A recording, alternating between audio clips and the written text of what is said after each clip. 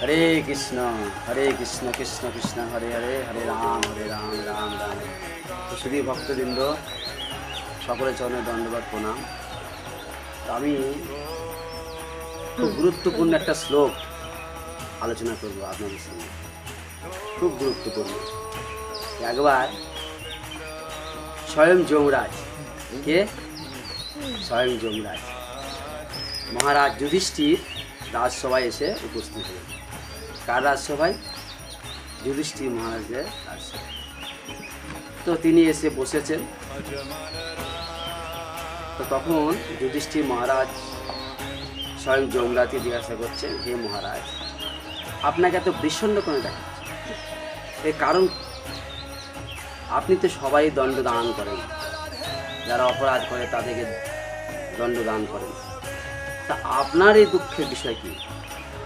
তখন যমরাজ বলছে যুধিষ্ঠির মহারাজকে, সে শ্লোকটার মাধ্যমে বোঝাচ্ছে আপনাদেরকে, বলছে অহনি অহনি ভূতানি গচ্ছন্ত ইহ যমালয় শেষা স্থাবরম ইচ্ছন্তি কিম আশ্চর্যম তত্ত্ব। বলছে অহনি অহনি ভূতানি, অহনি মানে প্রত্যেক দিন, প্রত্যেক দিন শত সহস্র মানুষ মৃত্যুবরণ করছে আর যমালয়ে।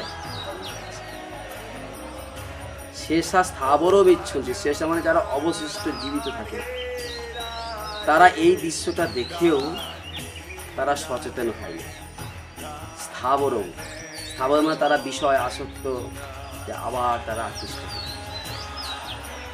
তো এই দৃশ্যটা দেখে আমার খুব আশ্চর্যজনক, তাই আমার মন বিষণ্ণ। যে মানুষ তার আত্মীয় পরিস্বজন একে একে সব মৃত্যুবরণ করছে, এই দৃশ্যটা দেখেও তাদের এখনো পর্যন্ত বিষয় আসক্তি এত আকৃষ্ট, তারা বুঝতে পারে না যে এই দিনটা আমাদের প্রত্যেকের একদিন আসবে। তা আমাদের কি করা উচিত?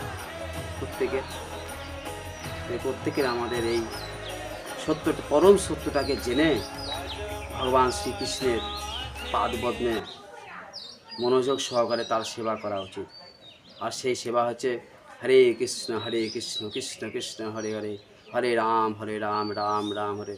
ভগবানের নাম গুণকীর্তন, ভক্তদের সেবা, ভক্ত সঙ্গ করা, শাস্ত্র অধ্যয়ন, এই সমস্ত। তো সকলে ভালো থাকবেন, সকলে ভক্তি জীবন পালন করুন।